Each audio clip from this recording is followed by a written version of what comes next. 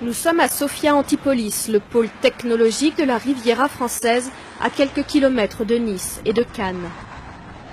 De nombreuses sociétés high-tech venues du monde entier décident chaque année de s'installer ici pour profiter de la qualité de la vie entre mer et soleil et fuir le stress des grandes cités. C'est ici aussi que cet homme a établi sa société, SK Group. Séverin Keutze est camerounais, ingénieur et docteur en sciences informatiques industrielles. Il est l'inventeur d'un système anti-collision appelé Navigator, un concept révolutionnaire. Mon système est unique dans le fait que c'est le premier système en fait qui est universel, qui automatiquement peut s'adapter, peut être paramétré pour n'importe quel type d'engin mobile. Donc c'est le même système qui va se retrouver dans un train, dans un avion, dans une voiture, dans une grue de chantier, dans un portique, dans un pont roulant, voilà, dans tout ce qui se déplace en fait, tout ce qui bouge. L'enjeu est de taille. Chaque année sur les routes, sur mer ou dans les airs, plusieurs centaines de millions de personnes meurent des suites d'accidents. Si son invention est unique, la grande révolution par rapport à ses concurrents qui commercialisent des appareils anti-collision électromécaniques, c'est que son système est entièrement informatique. Séverin Keutze peut donc à tout moment contrôler les engins équipés de son navigateur via Internet, en prendre les commandes et intervenir depuis son bureau pour une réparation ou une reconfiguration. Il suffisait d'y penser. Je vais rentrer dans une rue particulière. Je vois ce que voit le bruit. Autre révolution, le concept même du système qui consiste à rendre l'engin intelligent. C'est au véhicule d'appréhender son environnement pour estimer le risque de collision. Navigator est un produit global, un ordinateur de bord, un logiciel, un radar et des capteurs. Le positionnement du véhicule, sa vitesse, la charge qu'il transporte, sa capacité ou non à freiner, la vitesse et la direction du vent, tous ces paramètres sont relevés et envoyés à l'ordinateur de bord. Et en fonction de ces paramètres, l'ordinateur va estimer, va calculer le risque de collision en fait de l'engin. Donc si le risque de collision devient important, on avertit le conducteur, le pilote, et si le risque devient critique, c'est l'ordinateur, le système navigateur qui prend les commandes en fait et qui automatiquement va éviter la collision. Un système que M. Keutze a bien entendu breveté et que le ministère de l'Industrie a classé technologie clé française, un label attribué aux innovations les plus stratégiques.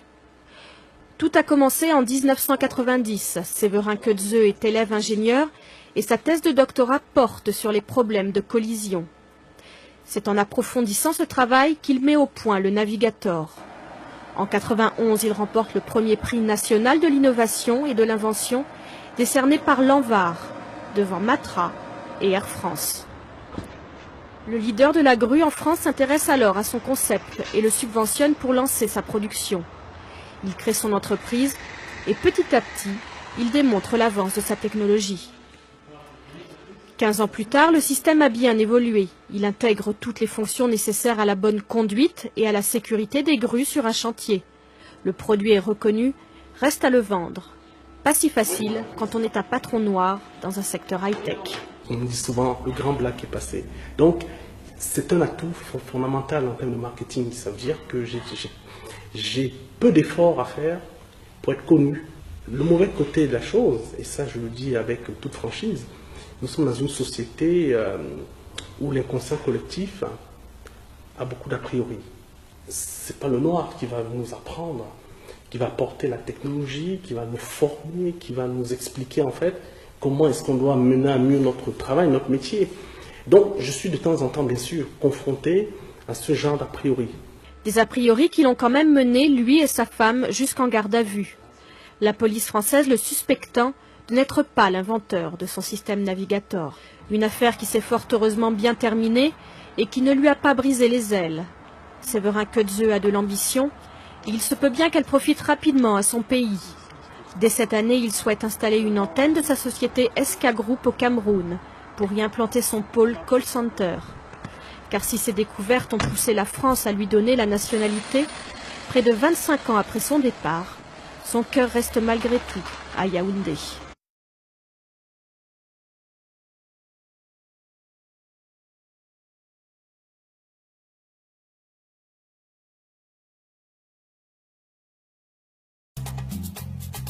Malgré la crise, la ville est encore un chantier permanent.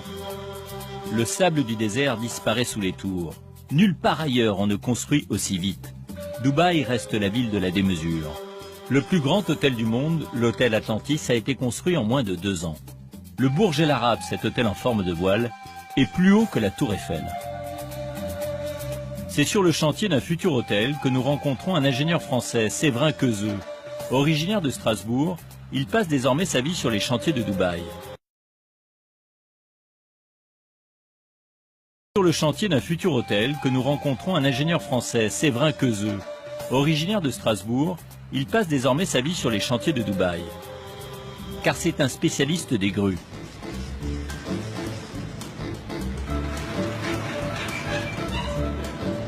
Hello. Hi, nice to meet you. Okay, let's go. Ça c'est le drapeau. Les Émirats. Drapeau des Émirats. C'est combien d'étages cet immeuble là? Il y aura 42 étages. 42 étages. Et quoi, on met combien de temps pour faire un étage? À peu près tous les mois, il y a un étage. Tous les mois, il y a un Ça va étage. très vite, ouais. Dans 2 ans, c'est terminé. C'est prêt. Formidable. Séverin Quezeux est arrivé à Dubaï il y a 2 ans. En mission pour quelques jours, il a finalement choisi de rester.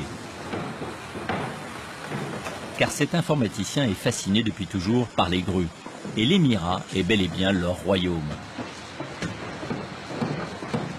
Quelle est votre première expérience de Dubaï? J'ai fait une visite de Dubaï pendant 2-3 heures avec un client et pendant 2-3 heures, j'ai vu plus de grues que j'en ai vu en 15 ans.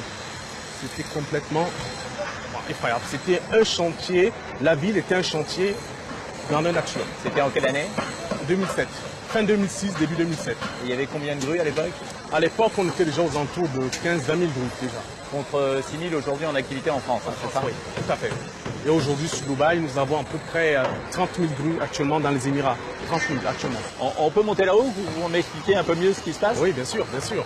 On y va. Avec plaisir.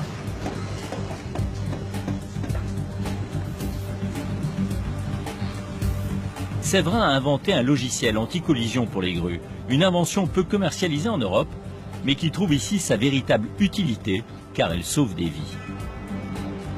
Voilà. Ouais, d'accord. C'est magnifique ici.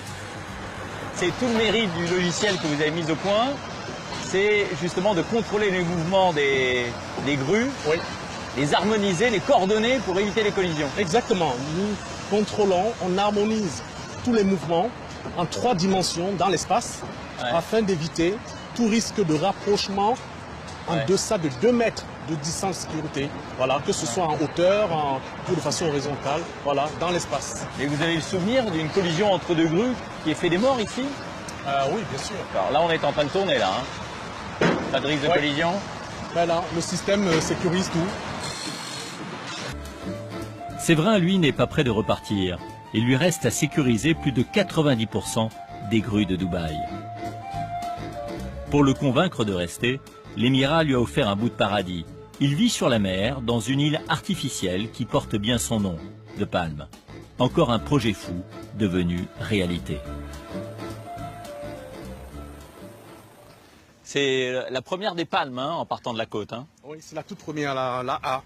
Donc une des plus courtes. La plus courte, elle fait environ 1 km de long. Alors vous avez acheté une de ces maisons. Oui, elle m'a été plus précisément